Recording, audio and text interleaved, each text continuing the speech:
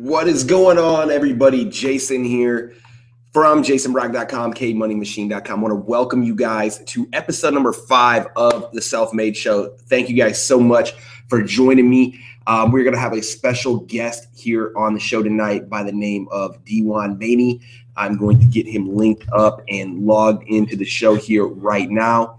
We're going to be answering some of your questions, going through all that just like we normally do.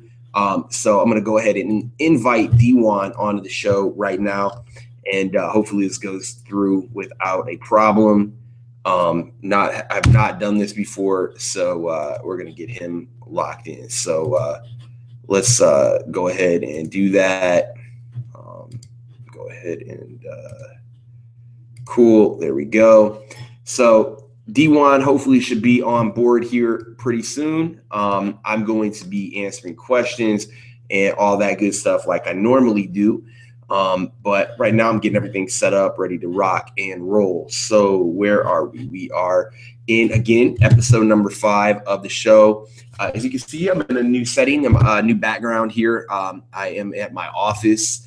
As many of you guys know, I have quite a lot of stuff going on at home. I've got 4 dogs, a 1-year-old, my fiance, all that stuff. So it gets pretty hectic around the house, just doing normal day-to-day business stuff, normal day-to-day work stuff. And, I decided that, I needed to go ahead and get an office. And so I've been here for a little bit now. So cool. I'm logged in. I can see everybody's comments and everything like that. So I want to welcome everybody to the show. I didn't get a chance to send out an email tonight. So if you guys know anybody who would like to watch the show, would love to, interact with me, interact with all you cool people, go ahead and send them an invite. If you're on Facebook, if you're on anything of that nature, go ahead and, get that going. So I'm trying to link up with Dewan and get him set up on the show. So, let me see where I'm at here. Go to my live hangout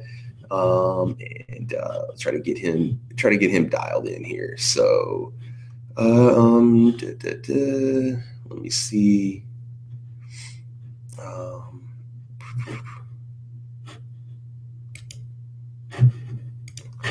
Right now, until he gets here, I'm just going to answer a few questions, kind of tell you guys a little bit of things I've been working on here in my Kindle business to, start kind of phasing into my next phase of Kindle, if you will. So I'm going to be kind of going over a little bit of that and all that. So want to, again, welcome everybody to the show. I see everybody here in the chat. So any questions, anything like that, just let me know what's going on, and we will get everybody answered in the order that they come in. So one of the things that I've been really going through in my Kindle business is an evolution. Okay. So, one of the things that you'll hear a lot in business is you either evolve or you die.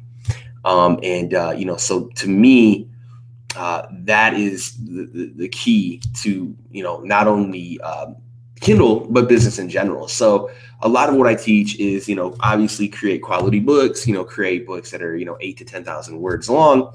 But what I also want you guys to keep into consideration is to create books that are not only, in that page range, but so much better than your competition. So before I talked about quality, and I still, again, everybody's definition of quality is, okay, so he's coming in. Dewan should be coming in, just installing a plugin. So cool.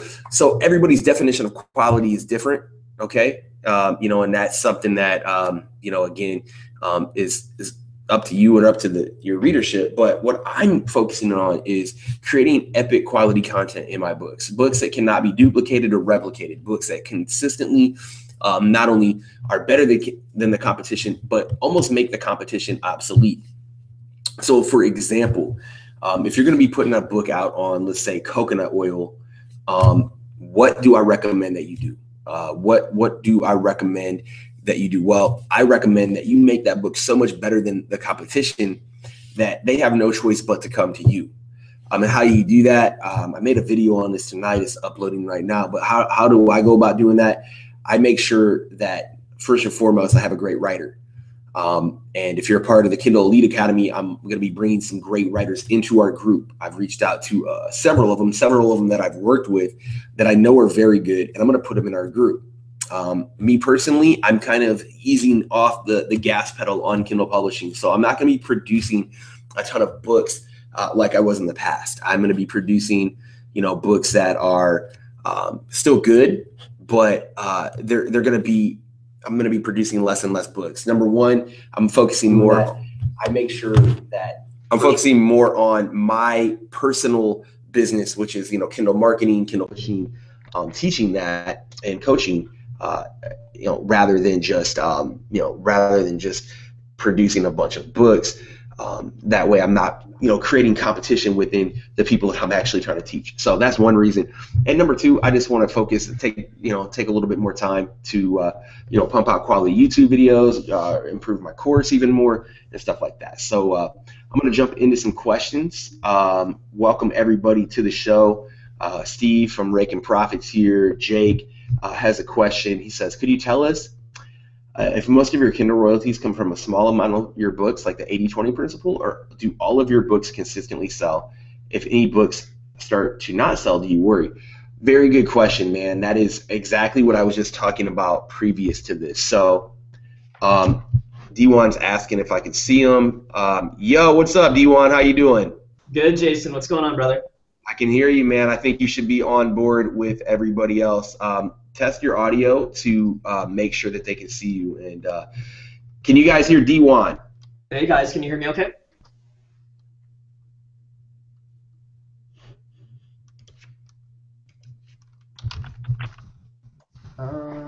It's looking okay on my end. Okay, cool.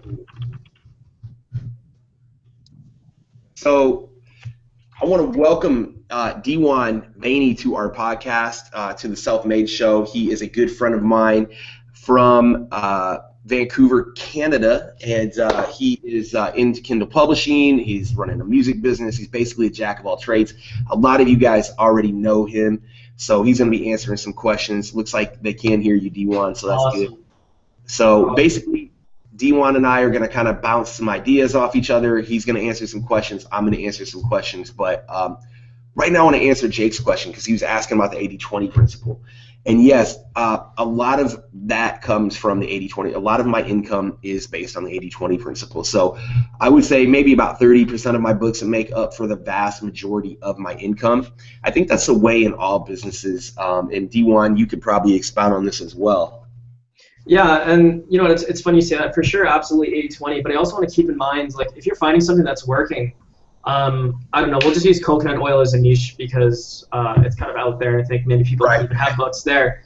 I made money for a while in that niche, but if you find a niche that's working for you, keep publishing in that niche. Don't keep bouncing around, and you know what, you can kind of continue building a huge income stream from a niche, like just because you put one book out. And I mean, I've already talked to you about branding. Right. And yeah, I mean, yeah, 80-20 applies, but you can still leverage yourself further. If you know that, I don't know, juicing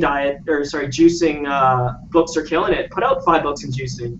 And you're not going to have, 80% of these books that are sitting there not making you money. That's a very good point. And, again, we've covered this a lot, but become that dominant force in your niche. Make your competition obsolete. So, Kelly Roberts has a question. Do you want? Maybe you can answer this. She says, to save money in the beginning, did you ever provide an outline to your writer?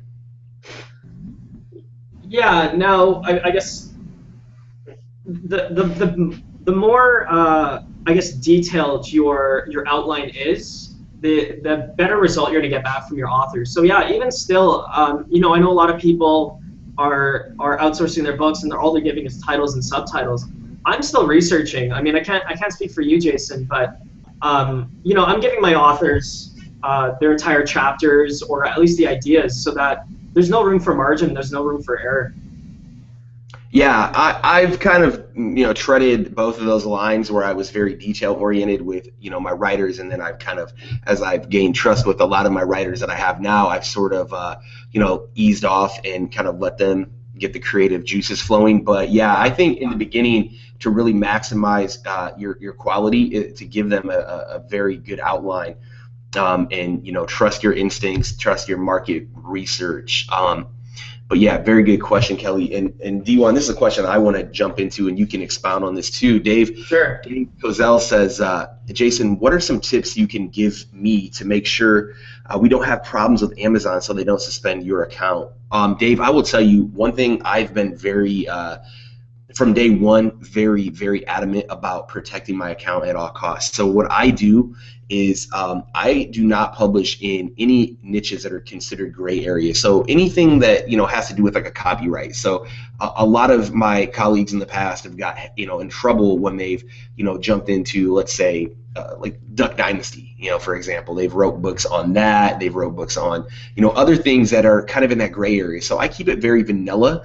I keep it, and I make sure that I run my books through, PlagiScan and CopyScape to make sure that there is no copyright infringement.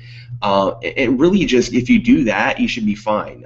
To get in trouble on Amazon Publishing, Kindle Publishing, you've really got to be pushing the envelope. And I know D1, I know you've never had any issues as far as I know, but maybe you can tell me a little bit about your thoughts on it. This is a very important question. Yeah, okay, so I can say that I'm not as vanilla as you, and I do have some books that are, they're still 100% original content, but they are borrowing off of other entrepreneurs' ideas. Right.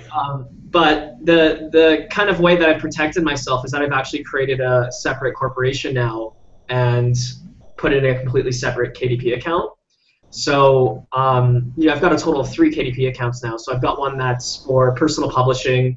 I've got one that was making, approximately $3,500 to $4,000, and then I'm working on a current one right now.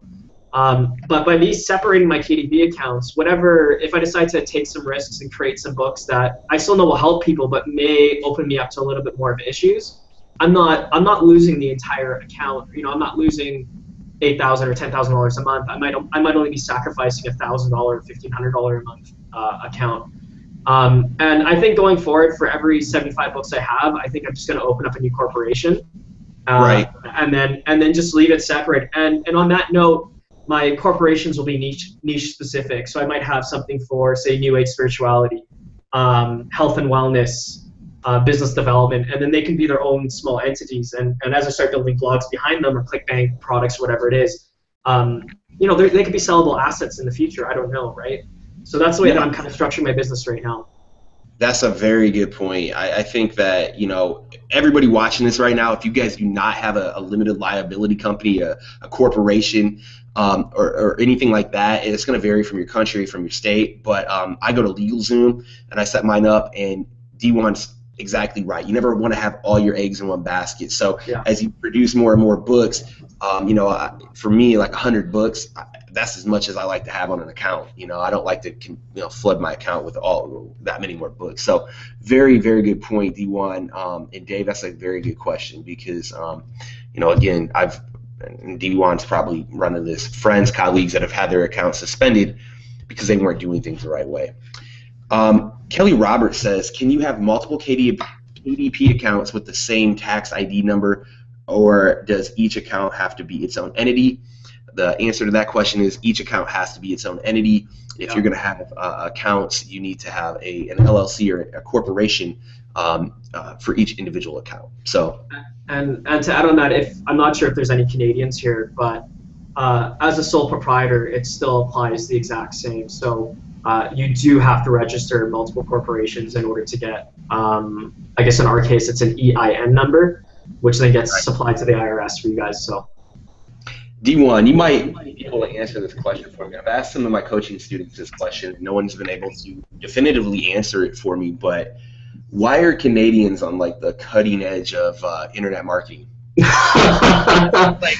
There's a disproportionate amount of Canadians that are into Kindle Publishing, ClickBank. They all do really well. So is it just because it's cold up there and there's not a lot going on in the wintertime, or what? Hey, I can't speak for you. I don't know if this works. Hold on, give me a second here. Okay. It is damn gorgeous right now for me. So. Well, I know you guys got beautiful scenery and all. I'm not doubting that. It ain't cold for me. It's gorgeous here in Vancouver. But no, it's actually funny. There really is a lot of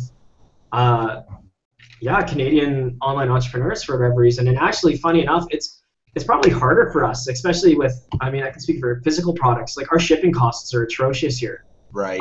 It's so hard for us to compete against the U.S. market for many reasons. But yeah, for whatever reason, there does seem to be a lot of Canadian entrepreneurs that are killing it online. There needs to be a case study done on that, man, because you guys make up for a huge amount of the. I mean, just from ClickBank, a lot of the guys you can dig down and you'll see a lot of them are from Canada, so that's pretty cool. Cool. So what else? We have another question. D1, you can field this next one here. It says, hey, Jason, can you talk about building a web store through Shopify? Oh, actually, I'm going to answer that. Getting it off the ground, products and vendors license. So building a web store through Shopify is very easy.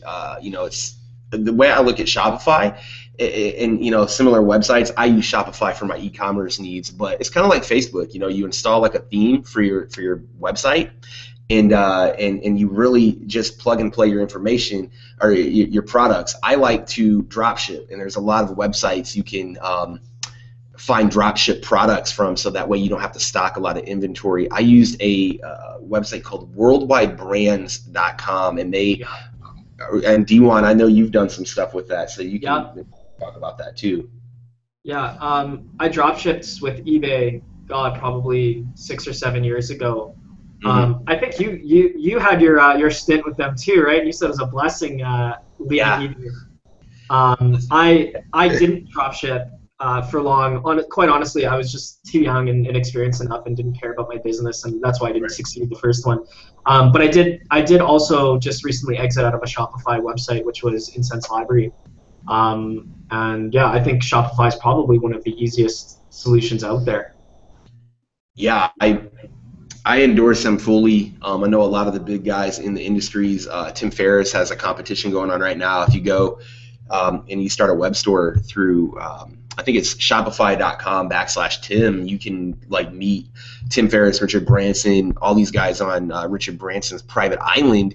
It's like a competition basically if you have a great web store. So if you guys are interested in doing a web store, you guys should definitely check out that competition to incentivize that.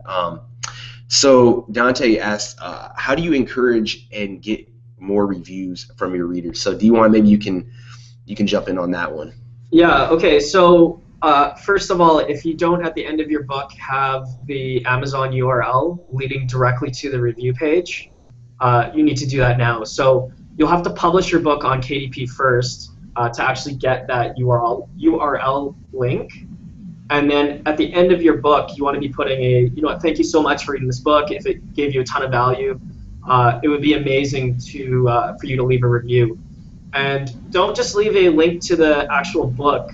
There is a special URL that'll bring them right to the page where they can put in the 5-star and write the review. So I would say that's the number one thing. Like if you do not have that in the back of every one of your books, as soon as you're done, do it. Because yeah, absolutely, generating reviews is huge. And then secondly, actually, in my squeeze page after, I've got it linking back to the author's books. So that's just a secondary opportunity for me to capture reviews. That's a good strategy, and not a lot of people are doing that, and it's something that, as we talk about a lot, the little things make the big differences. Yeah. So many people want these, crazy hacks and stuff, but it's really the things you do every day, not only in your Kindle business, but your day-to-day life that make the big difference. So, guys, I want to ask a favor of the audience right now. If you're watching this, getting some value out of it, go ahead and give us a thumbs up. Let us know in the comments here in the chat. And if you don't mind sharing it on Twitter, Facebook, whatever social networking you can, let us know. We want to grow our audience. We want to help reach as much people as we possibly can. So we appreciate you guys so much for watching. And Ultimate Kitchen is asking a question. It says, how do you manage your VA's time? I recently hired my first VA, and he logs a ton of hours on Elance. He's not getting too much work done. Sounds like somebody I used to work with, and I had to fire. But how do I manage their time? If they're not I really don't micromanage. That's one big takeaway that I do. I don't micromanage. You can tell, there's tools and stuff like that on Elance and Odesk to monitor their work. If they're not doing anything, you let them go, and you hire somebody else. Dewan, what's your experience with VAs? Yeah, I wasted a ton of money and time with my VAs originally. Quite honestly, the thing that helped me as quick as possible was starting to charge on piecework or per task. Right. Because, well, like I'll just put it out there. I think the number one thing people are talking about is the marketing and reviews, right? Mm-hmm. So yeah, don't pay per hour, pay per result. And I think everybody in your organization should be paid by a result. If it takes them 5 minutes or if it takes them 5 hours to get the same result, they're going to be incentivized to do it as quick as possible. But when you give somebody, hey, here's $3 or $5 an hour to go just do whatever, it leaves a lot to be, it leaves a large margin of error. Yeah. But yeah, if it's, hey, I need you to submit to 35 directories, and it's going to be a flat rate of $10 to submit to 35, great. And then the other awesome thing is that you can budget for your business as well. It's not a variable rate like, oh, I've got no idea what my VA is going to be doing this week. It's, hey, I know that my budget's $35, which is going to cover the promotion for 4 books for the month, or sorry, for the week, or whatever it is. Right. Yeah. So just don't let it happen. Yeah. That's a good point. Yeah, incentivize them to get the job done. Yeah, yeah. And if they're not, they're not empowered to do a quick job, right? That's what it comes down to. I found that piecework makes it quick and painless, really. Yeah, and there's so many people that are qualified and can do a great job. So if they're not doing it, odds are they're probably not going to do it. There's really not much motivation. You can reach out to someone overseas and motivate them. So put another ad up and hire a new person. Celine asked a question. I've sent so many posts on Elance, Odesk, Freelancer looking to hire writers, but they all want US dollars between $160 and $350 per 10,000 words. I'm struggling to find writers for under $100. So one thing that a buddy of mine, Angus, came up with, and this is a great little hack he put into his ads. He specifically says in his ads, I will give preference to anybody who comes in under $100 or whatever dollar amount he specifies. Dewan, you know a lot about hiring writers, so you might be able to give Celine some advice on this as well. Yeah, Celine, I mean, I think one small tweak that you can put is you're looking for a long-term relationship. So many of these authors are seeing these like one-shot postings, and that's why they're not, honestly, your posting is maybe not enticing enough, but if you put literally long-term relationship in the title, and right. There's a think of it from the author's perspective. They're looking for a job right now, and they see 50 different postings all for the same thing, saying, oh, $1 for 100 words, $1.10 for 100 words, and then they see your posting coming down that says, boom, long-term relationship wanted. They're gonna click through and see your posting. I think I've never really had a problem finding authors. I've had problems finding good authors. Right. But, my postings are 15 to 20 people within 24 hours of me posting. I'm getting, 20 different authors qualified to get the job done. Vetting it is a different story, but if there was any advice, if you put long-term relationship wanted right in the title, I'm sure you'll get more people submitting to you. Very good point. And Chris G has a question. It's really kind of a follow-up question of one of the first questions. It says, so you said that most of your profits come from 30% of your books. Why do you keep your other books? Why don't you downsize and focus on the big ones instead of focusing on them all?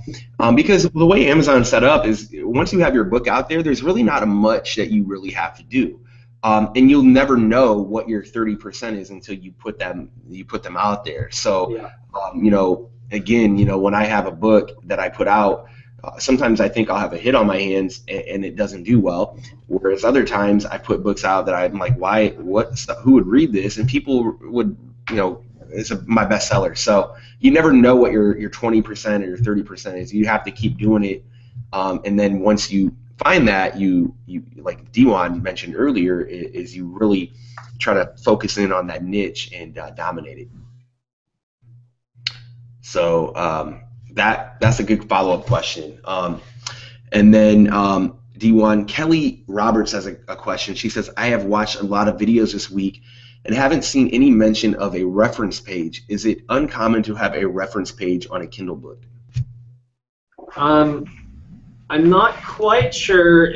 Maybe is she talking about potentially, Kelly? I don't know if you're there or not. Are you talking about more specifically, like in the back of the book for terms? Is that kind of what you mean by reference pages? Yeah, let us know exactly, because I was a little fuzzy on that. Are you meaning like a bibliography or something? I'm not sure, but I'm sure she'll chime in and we'll jump back on that. So yeah, for sure.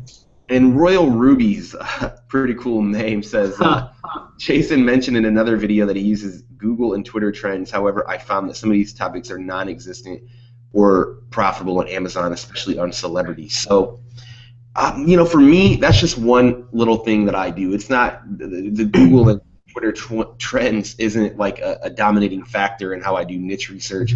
It's something that I might pop open once a week just to kind of get a feel for the market, kind of see what's going on. And D1, that brings up a good point. What are some of the ways you find niches? You don't have to go into exactly what you're in, but what are some ways that maybe you can stoke your creative juices? Yeah, and I'm not going to give you the cookie cutter, go to the bestsellers list and copy the top 100 books, because I honestly think that's it. Excuse my French. I think it's shit. I think everybody's doing it. You're not standing out, and you're not. You're just following the herd, right? The way that I'm approaching it actually is I've created a customer avatar in specific niches, and if you don't know the customer avatar, basically I've got an ideal person in my mind of who I'm trying to sell to, and I'm rattling off basically just major questions that they have. So example, we'll just use the health and wellness niche. It's probably a female. She's probably somewhere in the ages of 25 to 35. And then, boom, I just write down 100 problems that person might have. And literally, I just start running through these problems and then going into KDP and seeing if there's books in the niches that are selling well. Like, I don't really over-analyze it too much. Like, I'm sure in your course, Jason, you go over, the basics of searching up books, looking at sales rankings. Right. And I don't want to, beat a dead horse there, but basically, if 5 books are under 100,000 in sales rank, so the top 5 have under 100,000, and I feel like I can add as much value or more value than that specific niche has, I'm in the niche. That's it. End of story. I don't think much more than that. I think people are overcomplicating it. That's, if you want an easy metric, that's it. If the top 5 books are not under 100,000, skip it, because it's probably not going to be super profitable. Yeah. That's I don't know if that answers it. Very well said. I think so many people focus on the niche research and, what topic should I do? And it's like, yeah, that's part of it. But the part that we need to be focusing on is what you just mentioned.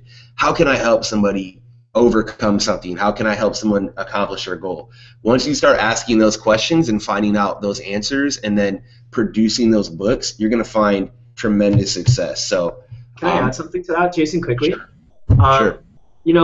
When I first started Kindle Publishing, it was about me. Like, how can I make money? How can I screw this market? How can I outmarket everybody? Okay, that's great. That's such short-term thinking. The second I went to, hey, hold on, how would I actually start serving people with these Kindle books and quote unquote build a brand and really support somebody through whatever problem they might have? Again, somebody in weight loss, or somebody trying to get into motivation, or somebody trying to build a business. They're gonna have 101 questions. So stop selling one book and start selling a complete solution to them. That might be 10 books. It might be 15 books. Right. The second that I took it away from what I wanted and into how can I start serving people is when my income started skyrocketing. Yeah, that's that. If I had to sum everything up in a nutshell, that's exactly it. So if you guys rewatch this, listen to what D1 just said and apply that to your business, guys. I'm telling you, all these little sexy tricks and tips and stuff don't really mean anything if you do not do what he just said, because your customers are not dumb. People that read these books, for the most part, are not dumb people. They can sniff out BS from a mile away, and they can also sniff out a great value concept and really buy into it and really support you and your brand. So I think that's one of the reasons D1 has been successful. I know once, and I started out, I think a lot of people started out doing what you just said. You're like, oh, how can I remarket and market? That's not the answer, guys. Help people you'll get money from doing that. Yeah, so exactly. Yeah. Caper says, if I want to start publishing books on Amazon, what was the best option? Should I first prepare all media marketing like Facebook fan page, blog, Twitter, and other things that you said, email list, good team, create space, or just start publishing books and do it later in the process of publishing? I know that probably all these preparations are not necessary at the beginning. So yeah, I think you just answered your own question. I think taking the immediate action of just producing books, and then you can go back in and do all that later. I think if you try to, overwhelm yourself and try to do all these big things at once, you're gonna never get started. So like, if I wanted to, let's say I wanted to compete with like Elon Musk and create another Tesla, right? That's just so far out of the concept of my own mind, I would never get started, right? But if I'm like, okay, I just want to create like a single little remote control car that runs on electricity. If I start small, then maybe I can work my way up. So D1, maybe you can give some advice on that question as well. I think you hit it right on the nail. Just get started. There's no reason why you can't have I don't know if you have a collection of books or you're just getting started. Start publishing. You can always go back and add marketing later. This is not a race. This is a long-term sustainable business that you're trying to build. You can't make money if there's not anything up for sale. You could have a huge Facebook page, an email list, the best team in the world, but if you don't have books out, you can't make money. That's it. Yeah, and I think a lot of people are getting, I made a video on it, like the disease of perfection. So many people want to have that perfect blog or perfect book, businessman. If you don't take that, I think if you go back to D1's earliest businesses, my earliest businesses, books, you would laugh at them. Right? Yeah, absolutely. They were just so, for me personally, if you go, you can go on the Internet Wayback Machine and Google my first website, my e-commerce website. It is laughably amateurish. It's hand-coded by me, and if you've worked with me, my tech skills are awful. But I did it, and I started selling stuff on it, but I just took action, and I think that's a huge thing that you do that, you're going to be successful down the road. Deborah says, do you do children's books, picture books? If so, any tips to start big? I do not personally do those. I'm now branching into fiction, which I'm actually proud to announce. I had one of my first, one of my first fiction books. I've got about 5 or 6 of them. It's actually doing really well right now. Awesome, so, that's great to hear. Yeah, that was in the apocalypse fiction. So if anybody jump into that, and my romantic stuff didn't do well, but the apocalypse, end of the world stuff. But I do not do children's books, and I'm going to tell you exactly why. One of my favorite people in this business is Steve Scott, and he mentioned in one of his blogs or a podcast or whatever that he tried children's books and he flopped at it. And I'm like, man, if that guy isn't going to figure it out, I'm not going to touch it. So, D1, what about you, man? Do you do those? Yeah, I saw the lure of romance / erotica / children books. Right. Everybody's seen it. If you look at sales ranks, I think everybody that gets into Kindle Publishing is going to see that carrot dangling right in front of you. Like, oh man, if I could only get a couple books. Short answer is, you know what, I'm more of a sure thing type of guy, and like I said, getting back to my sales rank situation, it's pretty easy for me to see, coconut oil is a profitable niche because there's 10 books that are all under 100,000. Right. But children's books and fiction and stuff becomes very subjective, and they're not necessarily keyword rich. Those apocalypse books are actually a great idea. Not that would get in there, but I can see where you connected the dots there. Right. But yeah, in general, I can't really give you a ton of advice. My best advice would be look at the top 10 books that are similar to what you're trying to create, and synthesize what's made them all successful, and then try to. Yeah, don't reinvent the wheel. Just find that, I don't know, if you're going to make a zoo picture book for kids, download the top 5 zoo picture books and see what makes them rock star, and then just make a better version of that. That's my only advice, really. Yeah, especially the children's books are so subjective. Like I've got a 1-year-old son, and I'm reading him like physical books all the time. And like I could literally write a children's book right now. They're not that inventive or that hard to do. The illustrations might be a little rough or tough to do, but it's marketing, it's branding. I think that's such a crapshoot. I would, if I were you guys, I would definitely focus nonfiction and then fiction, and then if you guys master both of those, maybe get your feet wet in the children's stuff. But like Dewan says, sure thing, go for the sure thing, because a lot of investors will they try to take the least amount of risk and get the biggest amount of upside, and it's what we're doing. We're investing in the Kindle books, so that's a good point there. So Decaz says, hi Jason and D1, regarding market research, do you ever take risks with book subjects, little to no competition or success in that category? Has this paid off? So D1, maybe you can talk about that for a little bit. Yeah, and I'm going to continue hitting this home, the fact that building a brand is, and again, this is just my opinion, but building a brand and building an author profile that is more in a general niche, so again, health and wellness, or maybe it's working out for moms. Let's just use that as an example, working out for moms. I think this will help me illustrate the point.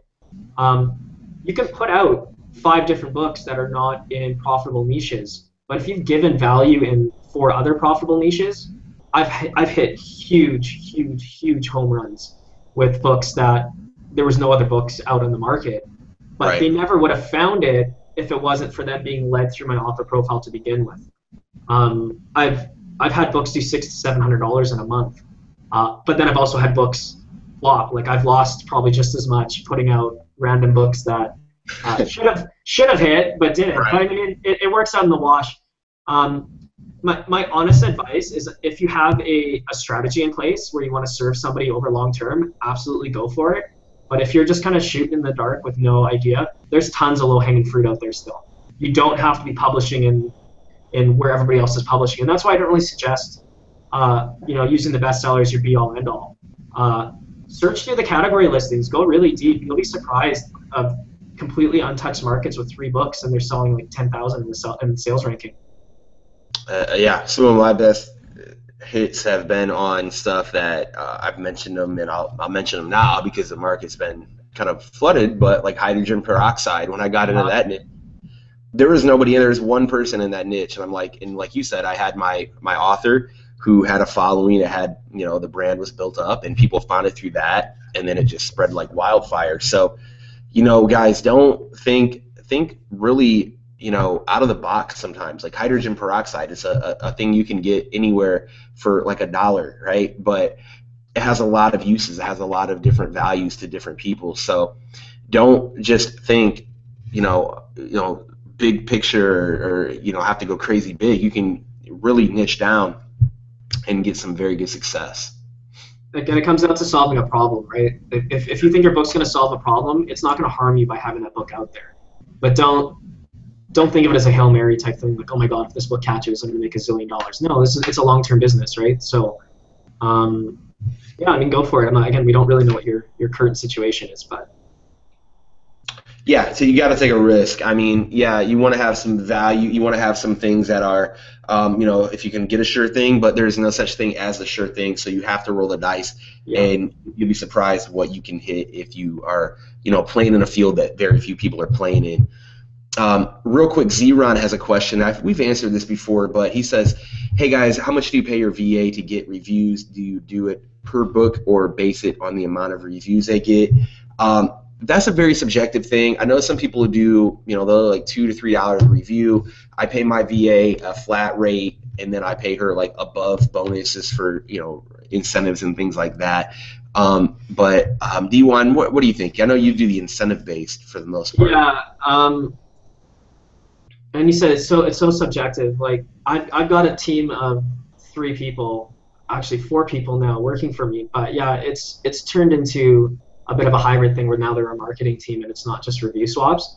A short answer for you, Zeron, if you're looking at like how much should I be paying, I think $1 to $2 per review is going to be fairly standard in the industry.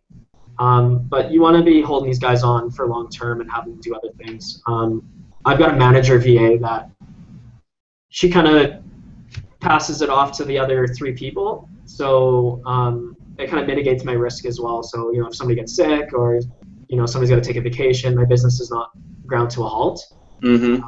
So my suggestion is find a manager, and I know, Jason, you've got somebody that you can really trust.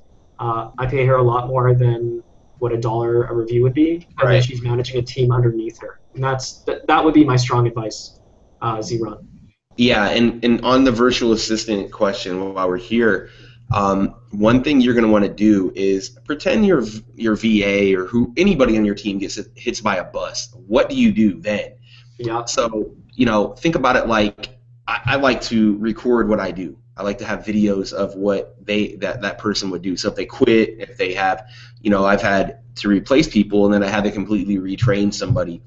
But if you have videos and ScreenFlow and Camtasia, whatever, I think you can easily find new people to just show them those videos and pick up where that person left off. So David, actually, there's a couple other. David says, for marketing your free promos, do you submit to directories? Do you do Twitter blasts and post to Facebook groups, or do you skip this and let Amazon do its own thing? In the beginning, I did all that. I would manually go in there and do Twitter and Facebook, and it does work. I pay someone to do that for me now. I honestly think Amazon has a pretty awesome built-in promotional system that works really good.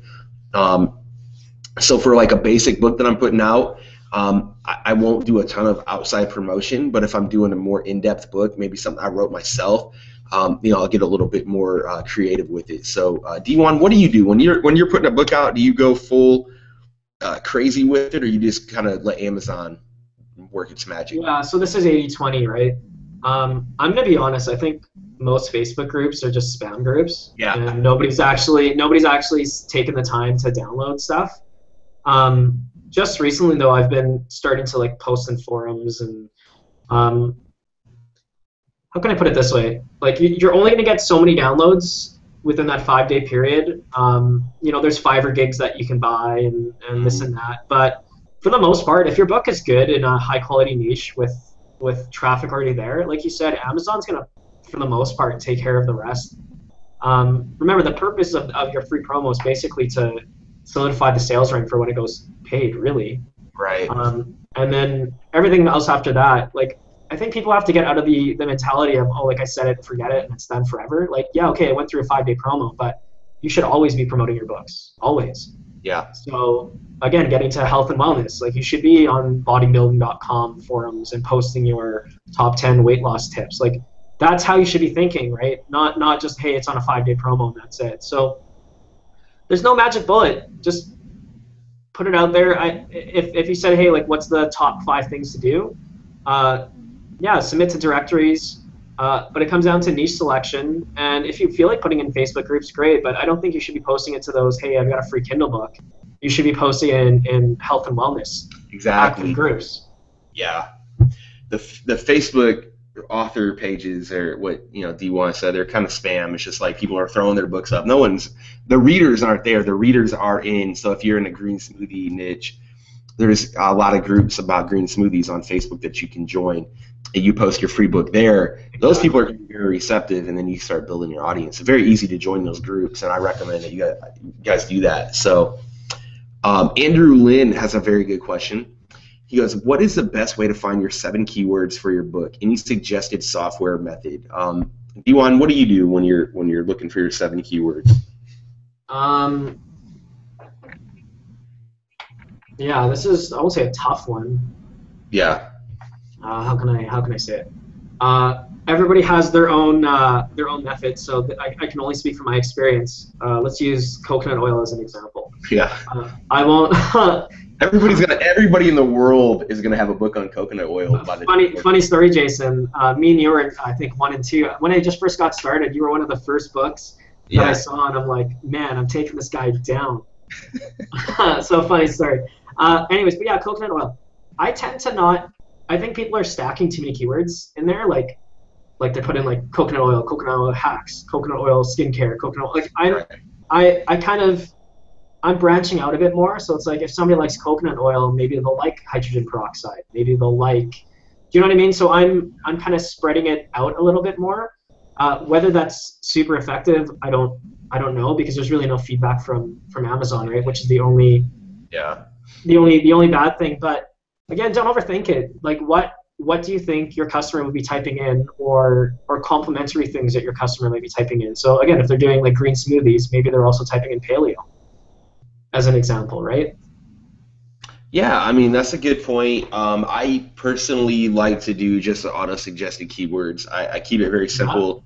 Amazon tells you what people are searching for, and then when you are searching for those 7 keywords and you just run a search and you'll say, okay, what's the competition looking like in this keyword? And then if it's low or if it looks like it's low-hanging fruit, I'll put that in there, and hopefully my book will show up on page 1 on that. But yeah, that one's a loaded question. No one way to do it, and it is very important. But again, right now Amazon doesn't have great metrics to track what we're. Yeah, and that's the hard thing. So whatever we're trying, it's just seat of our pants. So it's hard to get any feedback if what we're doing is working or not. Andrew, just keep it simple. Don't go super long tail. Think of what people would be typing in. Right. And if the book's not selling, change it up and see what happens. Exactly. Kelly Roberts said that she answered back. She's talking about citations and like a bibliography and references. I don't personally put those in my books for the most part. Some of my writers will occasionally, but again, for some of the books that we're doing, if we're doing shorter informational books, a lot of it doesn't, in my opinion, need to have a lot of references unless it's really technical. But D1, maybe you can. Your experience is different. I don't know. No, I'm going to agree with you 100%. Most people are looking for a quick fix. They're looking for a 25 or 30-minute read.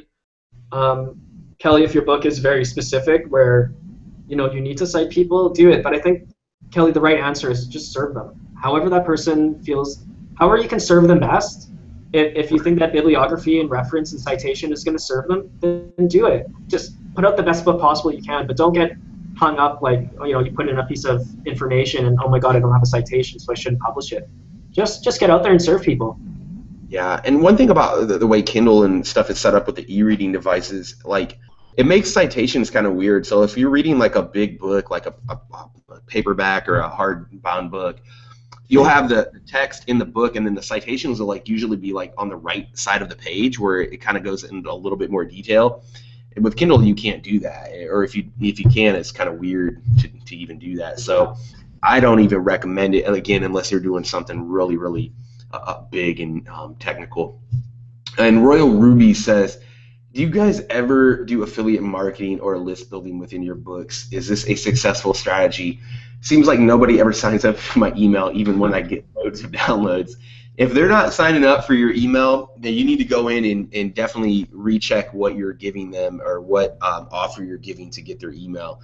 A lot, again, not everybody's going to sign up, to your email list. That's a given. But I get quite a few people every day based on just giving away like a free book or a free pamphlet. I think affiliate marketing is definitely important in this business, but I think, focus so much. I think to focus on make your first 15K a month, your first 10K a month, and then maybe start focusing on doing the affiliate stuff, because you're going to make most of your money, in my experience, on the front end of your books.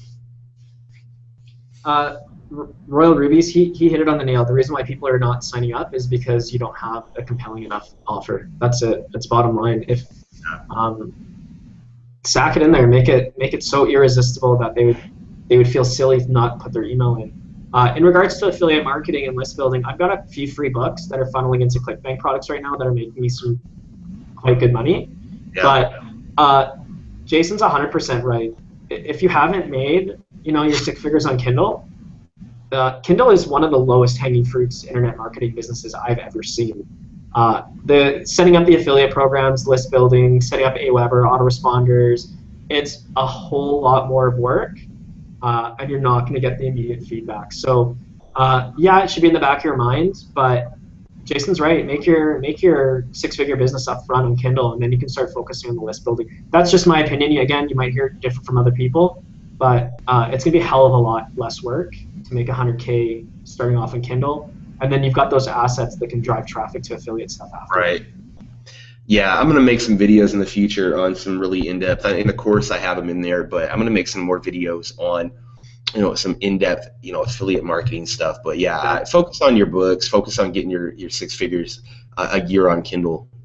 So guys, we're kind of running close to the time threshold here, but I'm gonna go through. We're not probably gonna be able to get to everybody's questions. I'm gonna go over some of the ones that really haven't come up a lot on. Have not come up a lot on the show so far. So let's see. How do you? Okay, so Dante says, how do you define early success for a certain book? Is there a certain amount of free books that sold book rank or what? I don't personally put a bunch of stock into early success. I don't really worry about early returns or anything. Like my strategy has always been to continuously put out good content and try to make each book better than the next one, and just consistently try to feed my audience good stuff. Yeah, I'm gonna look at early returns, and I'm gonna kind of adjust fire, but I don't get my panties in a bunch from if a book's not selling very well. I just readjust fire and dust it off and keep going. So Dewan, what do you think on that? Short answer, and I know that maybe people getting into this don't have a ton of money to keep throwing books out. Right. I found 2 to 2.5 month turnaround return on investment seems to be a good indication of a good book. Right. But ultimately, I think it's the wrong question to be asking. Like Jason said, it's just, okay, you've put out a piece of content that's valuable. What can I learn from this book? It doesn't matter if it's successful short term or long term. Did I put out good content? Is it serving people? And what can I learn to put out a better book next time? I think that's the right question to ask. Yeah, I definitely think so too. And I always say, if you do the business right, again, not to toot my own horn or D1 is too much, but if you do what we're talking about, the basic fundamental stuff, you're gonna knock it out of the park. I mean, you really are. You're gonna do fine. It might take you some time, or whatever, but you continuously do the right thing. You're dealing with a growing market, which is ebooks, and obviously Amazon, which is the world's biggest store. You guys aren't going to go wrong. So don't focus on the short term, focus on the long term. Chris Brown says, who does your book covers? The fiction cover for your books looks awesome. He's a very good designer. I don't share him with anybody right now. Maybe in the future I will, but and he very, very good designer. But there's a lot of them out there. I found my guys on Elance and Odesk, and I recommend that if you're getting a little burned out on using the Fiverr guys, hire somebody off Elance. D1, where do you get most of your people to design? I just lost the graphic designer recently, and the short answer is I'm looking on Odesk. That's it. Yeah. I'm just same thing. I was so tired. I was doing Fiverr for a while, and yeah, it was great. I was ordering 20 covers at once. Yeah. I like to have a personal relationship with everybody I'm dealing with going forward now. Because again, this is not just an ebook business that we're building, right? This is the person that can help you with your blog, that can help you with, graphic design elsewhere. So build personal relationships, I think, is key. So just trudge it out. You only need one yes to find the right person. That's it. Exactly. Leroy says, hey guys, Jason, can I send my VA the videos from the course review tutorial? No, I'm just kidding, man. Yeah, you can, dude. In fact, I recommend, if you guys have my course, you guys can, go ahead and, send your VA there, let them log in, train them to, go through that. Very easy to do. And, have them go through the course and listen to my boring ass for, 5, 10, however, I don't know, 20 hours of content. And if they can survive that, then you have a winner on your hands. So, D1, man, we still have a few more questions, man, but I really want to thank you for. Yeah, no problem. And if you guys want to see D1 back on the Self-Made Show, give me the number 5 in the comment section, and if he gets over 5 number 5s, then we'll have him back on. What if I hit 5 times? Then what? then you're back on. You just outsmarted. As we're waiting, I saw a couple quick fire questions here. Dylan, yes, I put copyrights in every single book, and disclaimers. That way I don't have anything coming back. Royal Rubies for Aweber. Yeah, $19 a month. That's what I'm using. I actually don't use lead pages, but it's up to you. I don't know. I just find lead pages expensive, but there is no best. It's whatever works best for you. Right. D1, it looks like you're one number 5 away from the. Oh Lord, D1's back on. Oh, you got. This is a Canadian and American revolution, man. We're taking over the. We're taking over, yeah. Yeah. Up, man. It's the power of the North and the North America, but yeah, man. What are you working on, D1? I know you're kind of working on some stuff behind the scenes. Is there anything you want to kind of plug? Anything that you're doing, or is it a little too early to talk about it? Yeah, I mean, I don't mind bringing it up. For those of you that knew me on I guess on other forums, I was running a service called Wed Go Straight. I've actually decided to close it down because I feel like I wasn't serving people the way that I wanted to. So sorry to anybody that ordered, but it's just the truth. I still think that people should own the relationship between themselves and their authors. But I've found a huge need for people wanting to learn how to make this business survive in the long term. I'm finding too many people saying, "Hey, I'm posting a book up," and in 3 weeks it's crashing down. And so I'm going to be making, I won't call it a course, or I want to call it a step-to-step guide on how to actually build an authority brand in Kindle that's going to continue selling long term. And right. And I just think it's such an easy implementation, but people are thinking one book at a time. No, you need to be thinking about 10 books or 20 books or 30 books out, and what this brand could really mean. High barrier of entry books, I think, is what everybody needs to be focusing on now. Mm-hmm. And I want to be showing people how to do it. And then on top of that, I'm actually working with a software developer to create a niche tool or niche selection tool. So that's early beta. What I'll end up doing, even Jason, for your guys, is I can even give them like a free beta, and they can help me make it better. So Jason will kind of leave that inside of his members area once I have it up, and then your feedback would be amazing. So I think that'd be a nice value add for you guys kicking it here today and listening to us for an hour. Yeah, I appreciate you guys.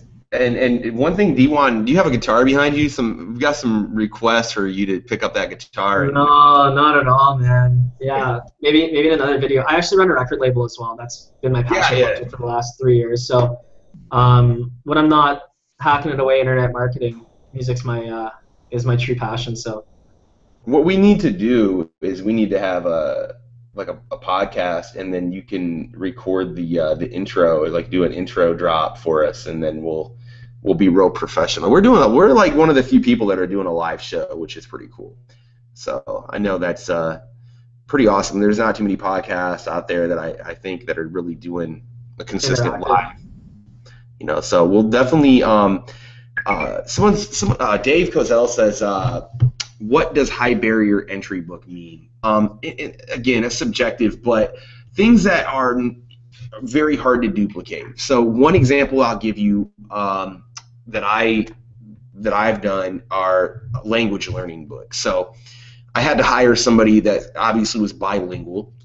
That takes a little bit of a logistics, to hire somebody with that skill set, pay them above what you would normally pay. So you're going to pay a little bit more for that specific niche, and then have them do those books. And if you can find stuff that nobody else can really duplicate, the high barrier, the stuff that like any coconut oil, essential oils, those books can be done. I could do that book. I could produce 100 of those books this month if I really, really wanted to, right? But to do a Spanish to English translation, or to do all those type of books, it's going to take a lot more, brain power, a lot more planning to do that. And so, D1, I know this is the way I'm taking my business. This is the way you're taking your business. Is those type of books. So what do you have to say about that? Yeah, and I mean, you hit language, technical books. Yeah, could be another thing. Now, I don't want to discourage people by saying, oh, you need to only do high barrier of entry books. That's not what I mean at all. But it gets back to being a brand. Like if I could give anybody starting Kindle my honest advice on what I think they should do. Find one niche and dominate it. So if you're gonna, again, if you're gonna create a women's health book, or yeah, we'll use women's health.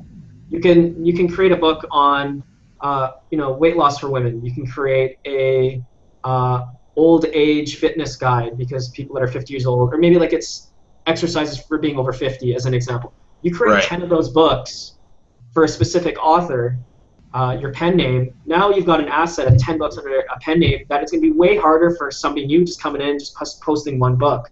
So that's what I mean by creating a high barrier of entry. Create, like when you guys are searching in niches right now, you're seeing these books that have 30, 40, 50 reviews. You click their author profile and they've got 15 books. You kind of feel discouraged. So be that person. Be that discouraging person in that niche, and keep people away from publishing in your niche. I'm telling you, like what myself and Jason are giving you, it's really bare bones. It's not rocket science, but 99% of people out there publishing are just like spraying and praying, and they're wondering why. It's true, and then they're wondering why their books are not holding ranking. So create a brand, a business, an image that is going to be hard for other people to replicate. That's what I mean by a high barrier to entry. Yeah, I totally agree, Yuan. That is a complete, concise way to answer that. And I've been talking about it.